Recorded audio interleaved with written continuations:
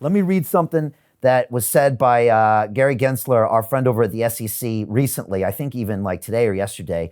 He compared the crypto industry to the Wild West, and he said, we've got a lot of casinos here in the Wild West, and the poker chip is these stable coins.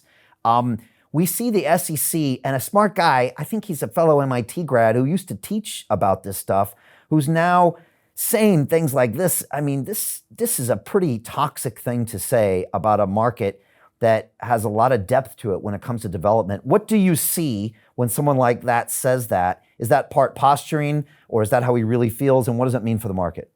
No, he doesn't really feel that way. We know in 2018, he did an interview where he said 75% of ICOs, which were, looked at as the bane of the industry at that point, 75% of ICOs were not securities. And now everything's a security a few years later, even though almost all new projects have totally fair launches. They go through DEXs. And for him to say stable coins are securities, I mean, we call him, lizard person or either a Skeletor on my channel. This guy's been through the ringer. He looks like a guy that's had a real hard life for sure if you look at this guy. But I think that he's, everything he says is asinine when it comes to crypto. And no, he doesn't believe anything he's saying. He's a chameleon is what he is. This is a guy that used to work for Goldman Sachs or Fidelity. I can't remember exactly which one it was. I think it was Goldman Sachs. He is an inside man for the banking infrastructure. And what we're seeing right now with a lot of this talk is two things. Number one, we are seeing intentional FUD trying to keep crypto down, especially coins like XRP that the SEC is really big on. Obviously they got the lawsuit, which I think will be settled soon in favor of, XRP will get a slap on the wrist, or Ripple Labs will get a slap on the wrist. But, he's saying this stuff to try to keep things down while all the banks accumulate. We call it the financial cartel. Your big hedge funds, your Andreessen Horowitzes, your, BlackRocks, your Fidelities, your Goldman Sachs, all these people are in what we call the financial cartel. These are people that move the markets intentionally at their own whims. Very few people understand how this works and know how this works. Gary Gensler is a shill for them. Nothing that he says is honest and nothing can be trusted.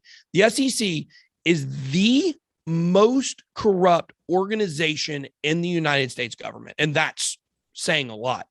And they work hand in hand. The financial cartel works hand in hand with Coinbase. Suddenly, the SEC is saying we're going to go after Coinbase. And then now Coinbase is getting to go to Washington and tell them how to do crypto regulations because they all work hand in hand. But the other thing about this, it's not just that they're trying to press things down, but when it comes to stablecoins specifically, there's a reason why stablecoins are being targeted. Okay. What is the safest investment that you can make out there? That would be government bonds. Government bonds are the safest investment. They're based on two things. They're based on your country still existing and your government still taxing people. As long as those two things happen, those bonds are good. They're basically surefire bets for people. The returns are very small. And if you look at what's going on with crypto, with stable coin staking, USDC, Tether, whatever it might be on Celsius, BlockFi, the Coinbase Lend platform that's not going to be coming out, what you're looking at extremely safe returns that blow the returns of bonds away. And the bond market really churns the entire world economy. It has ever since the late 1700s. Okay.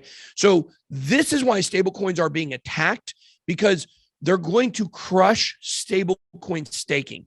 BlockFi earlier this year, they announced that they were dropping their rates of returns on stablecoin staking. People are like, why would they do that? Because they had to. They were made to. And Celsius will have to go through the same thing. Celsius we work with Celsius. We love Celsius. I love Alex Mashinsky. You will still be able to stake Bitcoin, Ethereum, XRP, Tron, whatever you want to stake over there. But stablecoin staking returns are going to be reduced significantly, if not eliminated, over the next year.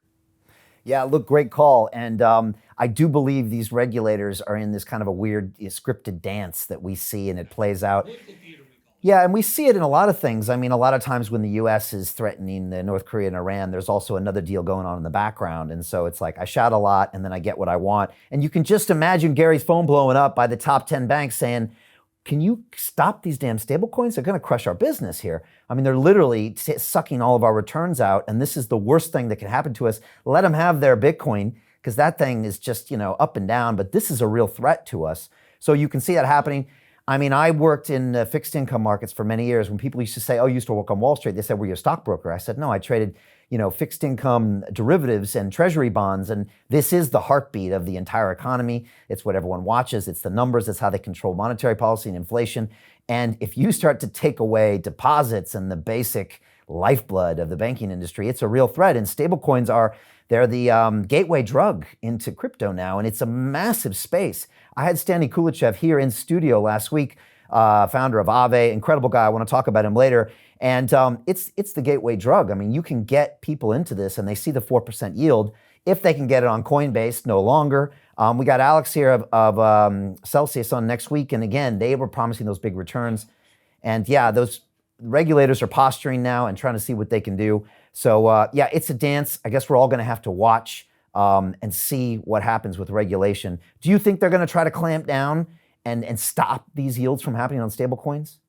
Yeah. Well, they are now. They're not going to come out and say it like that, but yeah, they are, and they will. That's coming. There's no way in the next 1 year, maybe optimistic timeline. By the next bull market in 4 years, there will be no way that the returns on stablecoin staking will be close to what they are now. They may exist. It would be closer to 1%. Still a giant improvement over the 0.01% interest you're getting on your bank accounts. But not significant enough, like 4 to 6%, where people can, be making massive amount of money doing that. So that's the goal. They want to eliminate those returns.